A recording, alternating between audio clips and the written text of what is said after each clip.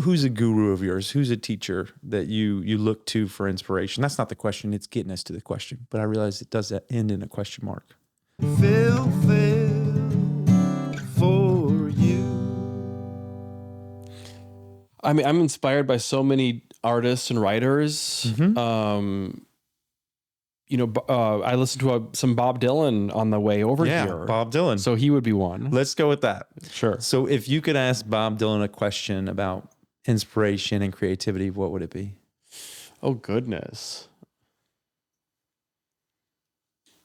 What would I ask Bob Dylan about creativity and inspiration? Huh.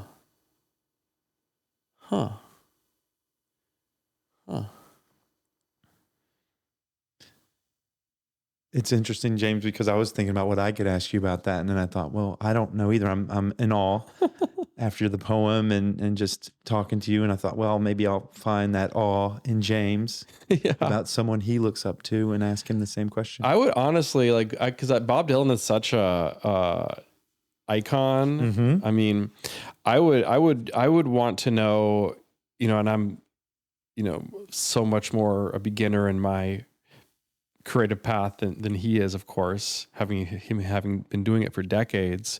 I would be really curious on how he balances being Bob Dylan, the timeless genius, creative icon, and being in the flesh, and being like the guy that has to like take out the garbage.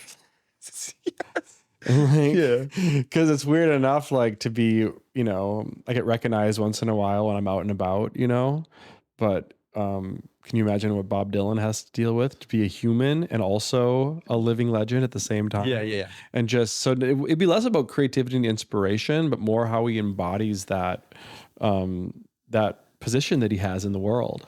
Yeah, something about how do you stay grounded in a world where everybody looks at you as a god. Totally. That's got to be a weird place to be. Yeah. So I'd be curious just how he deals with that personally, how he reconciles those two different parts of himself. That'd be a great question. And I just had this thought like of what would it look like to set intentionality and thoughtfulness to taking out the garbage? Right.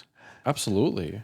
Oh, sure. And that's what the Buddhist monks and whatnot, that's what they cultivate, is just like life as a meditative practice. Yeah. So everything you're doing it with that same mindfulness and attention that you apply to your meditation. Heck yeah. Yeah. I'm not quite there, but that's definitely #goals. Yeah.